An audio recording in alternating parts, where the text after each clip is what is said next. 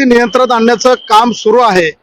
आता कोण काय झालं त्याचा पोलिसांचा रिपोर्ट याच्या अगोदर मी काहीतरी कुणाकडे बोट दाखवणं हे चुकीचं होईल, परंतु दुर्दैवी घटना आहे आणि परिस्थिती नियंत्रणात आणण्याचं नातेवाईकांना समजवण्याचा प्रयत्न सुरू आहे।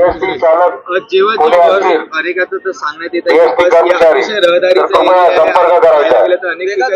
वेगात होतं असं देखील नागरिकांनी सांगण्यात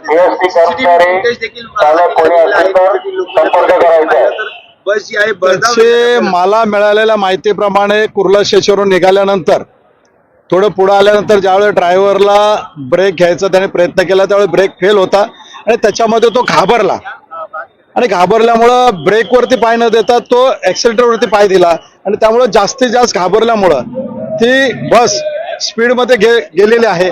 अशी परिस्थिती आहे। खरी परिस्थिती पोलिसांना माहिती आहे आणि पोलिसांच्या चौकशीनंतर कळेल।